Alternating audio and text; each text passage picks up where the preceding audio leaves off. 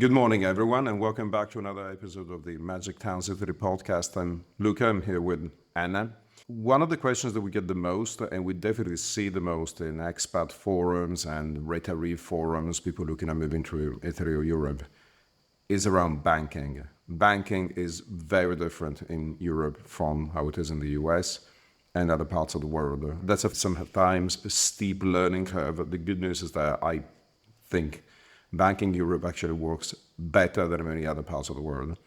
But still, people have questions like, how do I open a bank account in Italy? How do I transfer money internationally? How do I make sure that I pay as little as I can in foreign exchange fees? And a lot of people, they've never really made international payments like that. This week we have a very special guest straight from Revolut, the banking app that has been taking over Europe for the past 10 years. Jeffrey Chanseau. We have asked Jeffrey to talk to us about how to open bank accounts in a few minutes, how to make sure you save money on foreign exchange fees. And just so we're clear, in the classic Magic Town City spirit, we are not paid for this.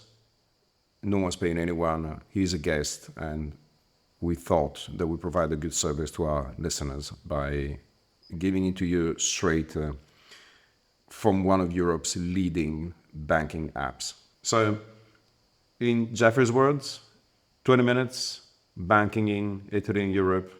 Enjoy the listen. I actually come from Tahiti, French Polynesia, which is on the other part of the world.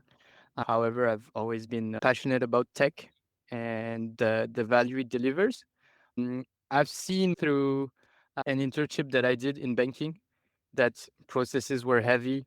It took so much time to do simple things, and that's how I came to Revolut because it was interesting. They brought that tech approach to banking to kind of facilitate the user experience for the processes to go fast and bringing autonomy to the users, cutting as well inefficient or useless costs that users pay.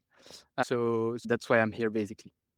So, just for people that don't know this, and our podcast has a lot of American listeners, so I say this without any rancor, but having lived in the US for many years, it's 15, 20 years behind. Revolut is a bank with no branches. It lives in an app. It has, of course, people that you can talk to if you need help, but there's no walking in and paying with a check. It's all digital, it's all electronic, and it was born, in my recollection, very much as a movement of people that were talking to each other. I remember people with the first Revolut cards going to each other and like, oh, this is so cool. Like I can open an account in 5 minutes and, the fees are so low. So that's how it was all born. And would you say that that's still how it works, Jeffrey? Yeah, now I would say that it's evolved in a much more complete suite of solutions. And now we cover other parts as well. We're not focused solely on B2C, but also on B2B, helping companies in other segments, such as FX forwards, covering risks, acquiring as well. We have a whole module to accept payments. And we have an open API as well for more tech savvy companies that want to automate some processes. So yeah, compared to what we were before, just the fintech specialized on card payments abroad for retail users. Now we're a whole complete bank covering as well B2B and all the segments, and we involved into a whole, I would say, financial super app. Concerning the fact that we don't have any offices or places for the clients to go to, I think it was really born from a pirate point of view, where we noticed that most of the time you have a bank to go to, but you go there once a year, And you don't if not like less. it. No one Eh, likes going to the bank. Yes, yes. And at the end of the month, in legacy banks, you still pay for the bank to rent that place to go to, and you don't even use it as a client. So it's a huge opportunity to cut the cost for us while still in the B2B segment, having a point of contact, which you can reach out via modern channels such as emails or phone calls or Google Meet. So you're saying Revolut has evolved a lot over the past few years. We've all seen that. And right now, I believe last time I checked, it was the most downloaded financial app in Italy. Do you think that this kind of adoption is still from mostly people having Revolut as a second account for like travel and to exchange foreign currency?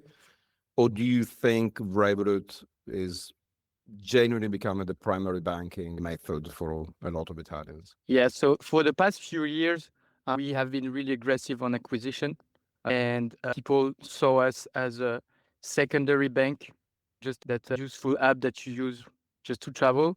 Right now, it's starting to change because the app itself is easy to use.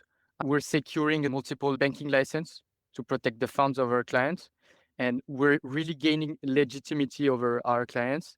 And we're having financing solutions as well that are coming. So we're really completing what we can offer to the client, and that would allow our clients to use only Revolut compared to the positioning we have the past few years. People have been asking for a very long time for Revolut to offer an Italian IBAN for our American friends. That's a bank account number in Italy. A lot of people from outside Europe don't understand that Europe very much shares a banking system, and therefore you can easily use a Lithuanian bank account, which was the original license for Revolut in Italy, to pay your utilities and do everything, and no one can say no to you. It's called IBAN discrimination, when the bank says, "No, I'm not gonna, I'm not gonna let you pay your electricity bill because you have a non-Italian bank account." So Revolut was always able to be used on a standing basis, but people still wanted the Italian bank account, starting with IT. You guys rolled that out in Italy, I think last year, to consumers. When are you planning to provide this to businesses as well? From my position, I'm not able to give you any ATA, but I know that it's in the roadmap.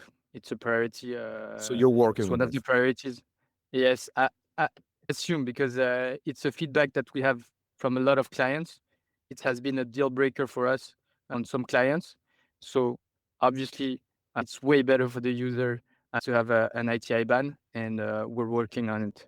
And there's a lot of features that you guys now offer to businesses, like the small loans that you can get as a business in Italy. There's, of course, instant payments, a lot of operations with sending and receiving currency. There's still a little bit of a gap when it comes to, for instance, tax payments, sending electronic invoices, and so on and so forth.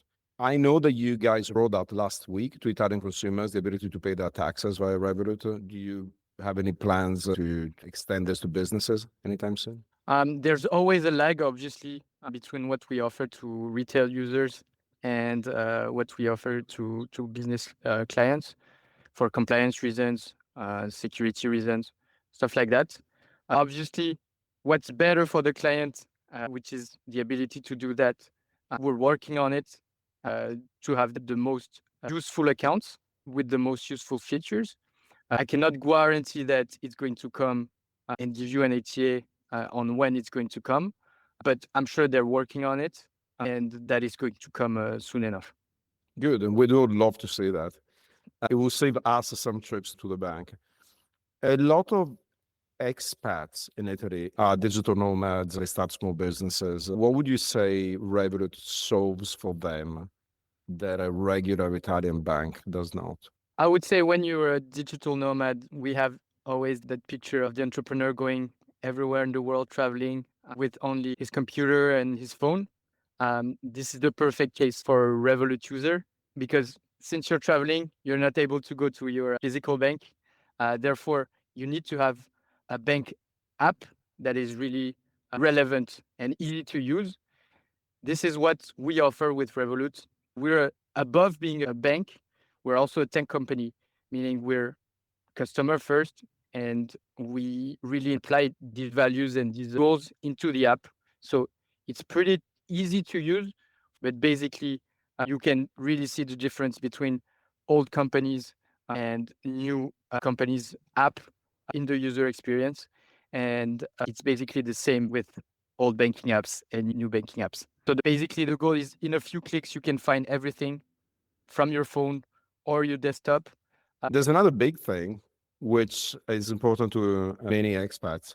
which is English, and the ability to support other languages too. One of the big drawbacks of traditional banking, especially in Italy, where the general knowledge of English is pretty low. I don't say this myself, although we all see it in the EFI rankings for English as a second language. France is not that much better, I Yes. say, but a little bit better.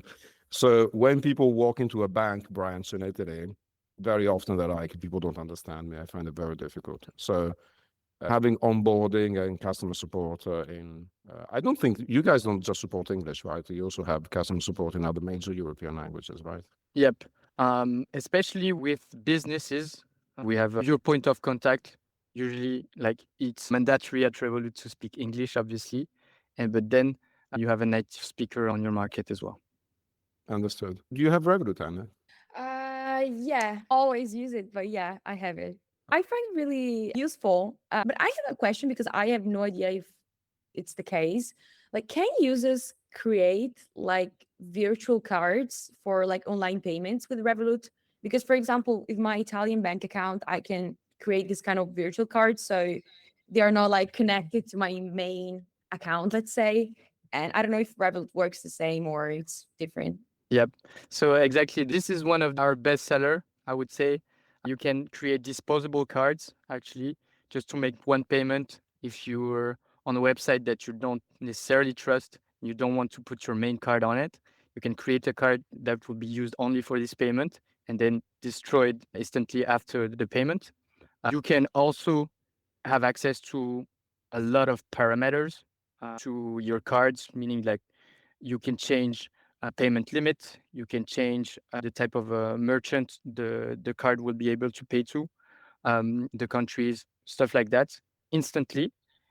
And you can create as well other new virtual cards that won't be disposed right after the payment, but which you can freeze whenever you want and just use, for example, when you're traveling. And you can link it as well to currency account. For example, if you're going on a trip to Australia, you can beforehand change your euros into Australian dollars and then link a special card to this sub account in foreign currencies. I have a confession to make. Go ahead. I pay for all my internet subscriptions with a virtual card, and then I freeze it after a year. And Okay. you have no idea at the end of the year how many subscriptions you had signed up for. That then you're like, I don't need this. Why did I ever sign up for this? But So- is there a limit of virtual cards that you can create, or is just free? Actually, it doesn't cost anything additional to your subscription. In terms of retail, first plan is free, but then afterwards you can have other subscription to have other advantages, such as subscription to other services that are included in the subscription. Maybe there's a limit. I never saw anyone reaching it. In the business segment, you can create 50 cards per user. I've never seen anyone reaching that that enough limit. for you, Anna? Can you live with 50 cards, Anna? No, I was thinking. I'm asking because with my Italian bank account, for example, if I create one virtual card, I can decide if this card is going to last for a certain amount of time or it's just like disposable, let's say. I can use it one time and then I can't use it anymore. It's the same basically. system. Yes, Okay. there's a plenty of parameters that you can put. One main thing that our clients like, though, is the payment limit. Usually in traditional banks, you have to call your point of contact to raise that limit. And then sometimes it costs you additional fees to do that. At Revolut, at least in the business section, the limit per card per month is 5 million euros. So given that you can create 50 cards per user at 5 million payment limit per month, I think there's a pretty good stretch. The issue is more of at how many I'm going to lower that limit just in terms of security if I get my codes stolen, not to lose too much money. Okay. Interesting. And are there any fees if I have like the free plan, for example? It depends. Traditional banks, usually when you pay on another country, when you're traveling, for example, to Japan or the US, traditional banks put fees on those transactions. This we don't have at Revolut. We have no fees. We're not going to charge you because you use your card abroad. Where some fees could be applied, it's only on the exchange rate if you pay on other currencies that what you have in your main account. You're talking about the free plan, and I'm very interested in the paid plans. I think everyone's dream is to get a Metal or Ultra retail plan on Revolut. The Ultra plan, I think it's like €500 a year, but you have like a subscription to the Financial Times, you have a subscription to NordVPN, you have a subscription to Tinder. If you use that, I mean, my subscription to the Financial Times cost me €400 a year. So this year I'm going to sign up for Revolut Ultra and actually save some money. But when are you guys planning, if ever, to bring out card tiers and membership tiers to businesses? So, we can also enjoy all these perks that retail have. Actually, we're on a pilot right now. And the Titan card, which is the equivalent to the Ultra card in the retail section, it's only available in the UK right now. Maybe coming soon. I'm not going to promise anything, but maybe coming soon to EA. Okay, we are with excited ref about points, with ref points and maybe other perks. That's great. Well, there's a lot of like really detailed knowledge that goes into what you need an Italian bank account as a business. There are certain things that unfortunately you must still use a traditional bank account for. For instance, getting tax refunds from the Italian taxman. Yeah, I know it sounds crazy, but sometimes the Italian taxman also gives you money back.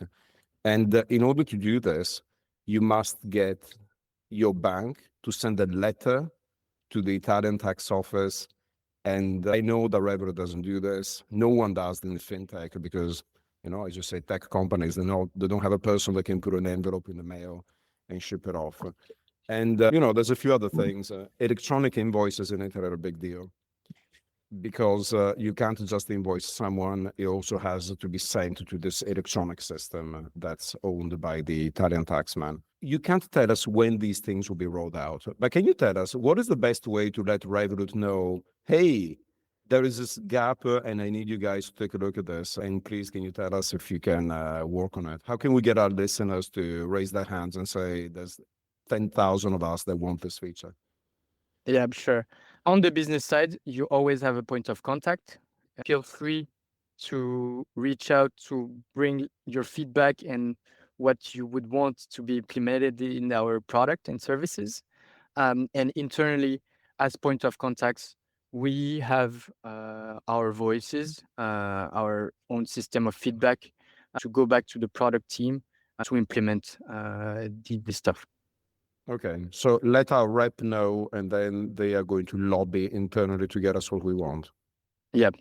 Okay, careful what you wish for. You already mentioned it, but just asking more specifics. Like for paranoid people, if something goes wrong, like how does the customer support work? Like, do you answer at any time?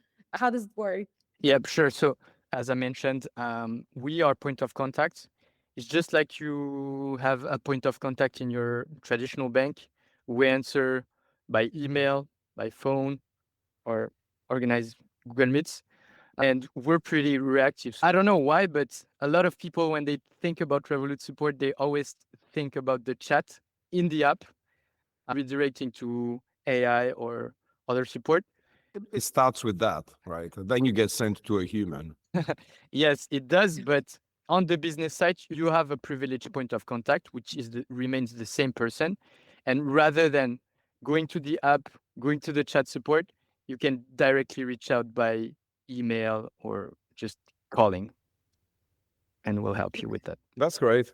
I don't want to get all fully technical, but perhaps you can explain one thing in very simple terms, which is how a business owner, let's say an American that comes to Italy and opens a business, how can they hedge? So how can they reduce the risk they have from maybe having, they have a mortgage payment still back in the US, so they have to pay that in dollars, but they earn in euro. What are like one or two simple strategies for them to remove that worry? Yeah, sure. So Actually, it's a really good point to mention because a lot of our clients didn't know that they could do that. They're really exposed to the variations, obviously, euro and USD. It varies, so it can impact your business. And that rate depends on maybe what the US president is going to say, what he's going to put on Twitter, Yeah, for which compliance, who's going to cut this bit? not necessarily, because this is true. We have Yeah, seen yeah, before that absolutely. some tweets made an impact on the euro USD, and it had an impact on our clients. And we found a solution actually not to be exposed fully to that mechanic. What you can do at Revolut is to lock the rate for future transaction. So this is really good because no matter what happens afterwards, after you lock that rate, you know that you're going to exchange at the rate that you locked at minimum. Obviously, what you can say is that the rate can fluctuate negatively and then you're happy because you locked a higher rate, but can also go up. And that's where it's really important to lock a part of your global needs and not the full need. If the rate goes lower than what you locked, then you're happy you use what you locked. And if it goes higher, you can use that rate as an opportunity and save some money as well. It's like insurance. You want to be protected, it costs you a little bit and it removes uncertainty. But you don't really Yep. hope that your house burns down so you can get the insurance payment. Yep, exactly. What matters the most is the rate that you lock and when to do it. And for that, it might be scary for some clients in the first place, but we're here for that. When you open an account with us, obviously you have a main point of contact, my colleagues or me, and then you have experts as well on the rate, which will be able to guide you on what's happening in the world right now, what strategy, what part of your global needs you can lock, and then you can do it by yourself on the app itself. You're not left alone in this process. Do retail accounts also have access to forwards? No, unfortunately, they don't. We, as a bank, when we do offer these, we obviously take risks as well for our clients. And right now, it's only available to businesses. Okay. I think a lot of our listeners who have been complaining, for instance, since the beginning of the year about the movements in the dollar has been getting weaker, although it's still a multi-year strength levels. But, you know, when you start to see that 5-10% of your purchasing power in Europe gets eaten away, you know, it stings. So I'm sure that people would absolutely love to get out to retail accounts, the ability to lock their rate for a little while and sleep a little bit better at night. Feel free to bring that feedback to your product team. Yeah, exactly. Obviously, when you see that in end of January, I think the rate was at 1.20, and now you see it's at 1.16. We're still in the higher average compared to the last 5 years window. Remember in 2004, if I'm not mistaken, in December, we're almost at 1.01. Absolutely. So there's a huge gap. With a forward at Revolut, you can lock the rate for 1 year in the standard conditions.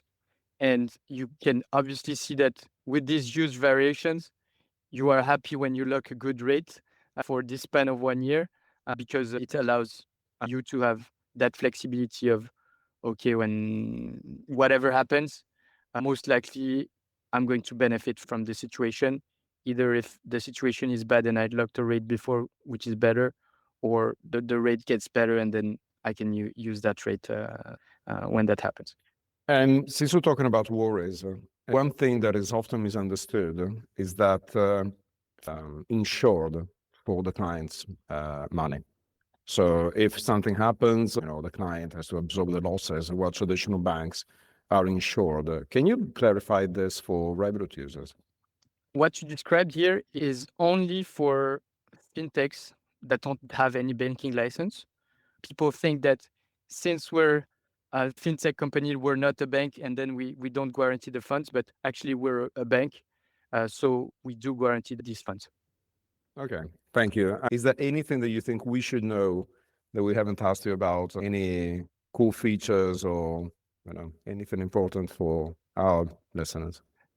No, just to summarize, Revolut is an easy bank account to use. It gets the best of both worlds, I would say, like the good user experience that fintechs have, on top of having features that traditional banks have, the most important ones. We're focused, obviously, on international clients that work at the international level because of the optimized fees on currency exchange, with the multi-currency account, with no fees on international card payments. We're more specialized on the transactional portion of the banking usage. So a day-to-day usage of a banking account and not the financial, more, the loans and stuff like that. And we're here also to provide transparent fees compared to the more opaque fee that a traditional bank applies. But I'm always available just to discuss before opening accounts, just to clarify on what the client could actually pay in a traditional bank and what the Revolut usage could bring. On the other hand, opening a Revolut account takes you, 10 minutes. You can do it from your phone and it doesn't cost you anything. So I guess people can just try it out and see if it works for them and take it from there. Yeah, but exactly. On the business side, though, we need more specific documents. But when signing up, you're supported by a professional that knows the process and provides clear instructions on what's needed, and just to simplify the process and make sure that the account is open in time. Oh, can I ask a final question? Sure, go ahead. Yeah, because nowadays there are lots of other online banking options. And what do you think that makes Revolut different? And why would an expert in Italy choose it over the others? Yeah, sure. So new fintech actors specialize on one segment. I think the really strong force of Revolut is being able to be present on every section while not losing that expertise on each segment.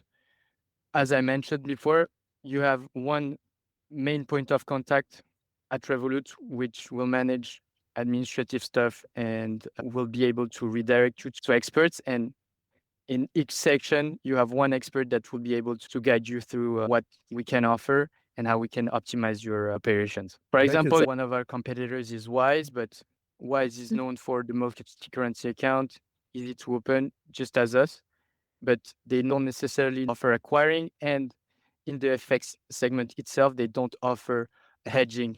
They don't offer forwards, which is an option that is really useful to our clients right now. I can attest to this as a user of both platforms. So I don't have a horse in this race. I think you guys have all changed banking for the best. And thank you so much for talking to us. You've been extremely informative. I should add that you're here on our podcast as our guest. No one's paying anyone. It was just, we wanted to give the best information about making international payments and exchanging currency to our listeners. Yep. Thank you, Luca. Thank you, Anna. It's been a pleasure. And always feel free to reach out just to discuss and clarify how we can help. That's it for this week on Magic Towns Italy.